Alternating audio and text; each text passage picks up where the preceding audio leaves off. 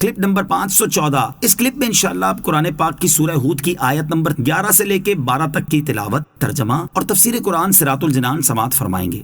بسم اللہ الرحمن الرحیم۔ ترجمہ، اللہ کے نام سے شروع جو نہایت مہربان رحمت والا ہے۔ إِلَّا الَّذِينَ صَبَرُوا وَعَمِلُوا الصَّالِحَاتِ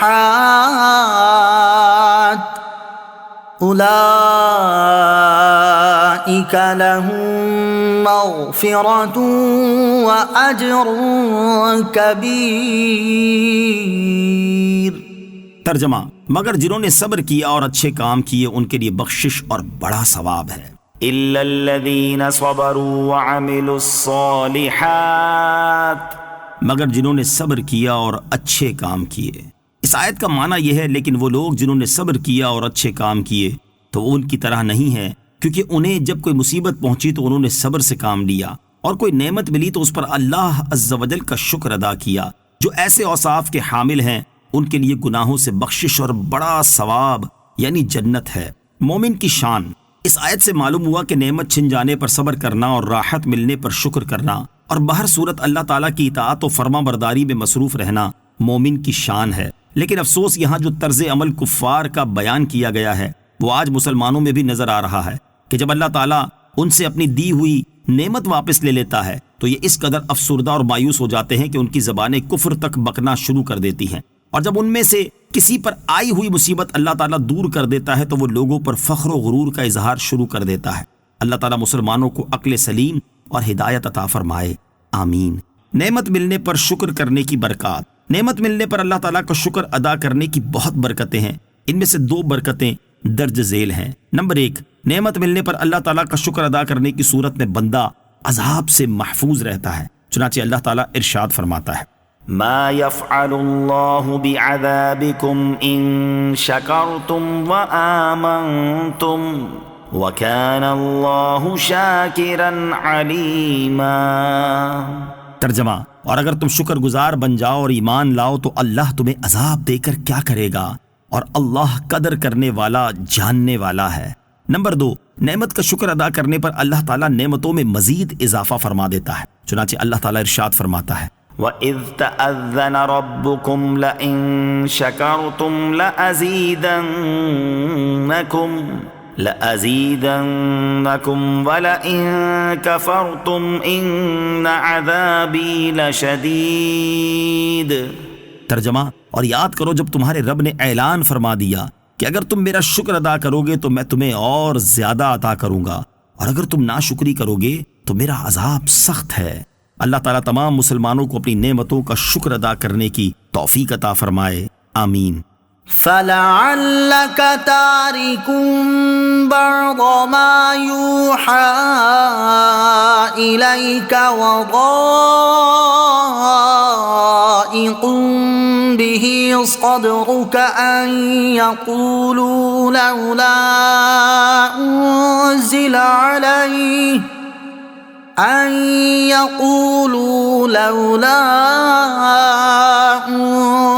عليه كنز أو جاء معه ملك إنما أنت نذير والله على كل شيء وكيل۔ ترجمہ، تو کیا تمہاری طرف جو وحی بھیجی جاتی ہے تم اس میں سے کچھ چھوڑ دو گے، اور اس پر تمہارا دل اس وجہ سے تنگ ہو جائے گا کہ وہ کہتے ہیں ان پر کوئی خزانہ کیوں نہیں اترتا، یا ان کے ساتھ کوئی فرشتہ کیوں نہیں آتا؟ تم تو ڈر سنانے والے ہو، اور اللہ ہر چیز پر نگہبان ہے۔ فَلَعَلَّكَ تَارِكٌ بَعْدَ مَا يُوحَىٰ إِلَيْكَ، تو کیا تمہاری طرف جو وحی بھیجی جاتی ہے تم اس میں سے کچھ چھوڑ دو گے؟ اس آیت کی تفسیر میں علماء نے فرمایا ہے کہ اللہ تعالیٰ جانتا ہے کہ اس کے حبیب علیہ السلام رسالت کی ادائیگی میں کمی کرنے والے نہیں، اور اس نے ان کو اس سے معصوم فرمایا ہے۔ اس کے باوجود اللہ تعالیٰ نے انہیں تبلیغ رسالت کی تاکید فرمائی، اور اس تاکید میں رسول اللہ صلی اللہ علیہ وسلم کی تسکین خاطر بھی ہے اور کفار کی مایوسی بھی۔ کہ ان کا مذاق اڑانا تبلیغ کے کام میں مخل نہیں ہو سکتا۔ شان نزول، عبداللہ بن امیہ مخزومی نے رسول اکرم علیہ الصلوۃ والسلام سے کہا تھا کہ اگر آپ سچے رسول ہیں اور آپ کا خدا ہر چیز پر قادر ہے تو اس نے آپ پر خزانہ کیوں نہیں اتارا، یا آپ کے ساتھ کوئی فرشتہ کیوں نہیں بھیجا جو آپ کی رسالت کی گواہی دیتا۔ اس پر یہ آیت کریمہ نازل ہوئی۔ نبی کریم علیہ الصلوۃ والسلام کا وحی میں خیانت کرنا ناممکن ہے۔ امام فخر الدین رازی رحمۃ اللہ تعالی فرماتے ہیں تمام مسلمانوں کا اس پر اجماع اور اتفاق ہے کہ رسول اکرم علیہ الصلوۃ والسلام کا وحی اور تنزیل میں خیانت کرنا اور وحی کی بعض چیزوں کو ترک کر دینا ممکن نہیں، کیونکہ اگر یہ بات ممکن مانے تو اس طرح ساری شریعت ہی مشکوک ہو جائے گی اور نبوت میں تان لازم آئے گا۔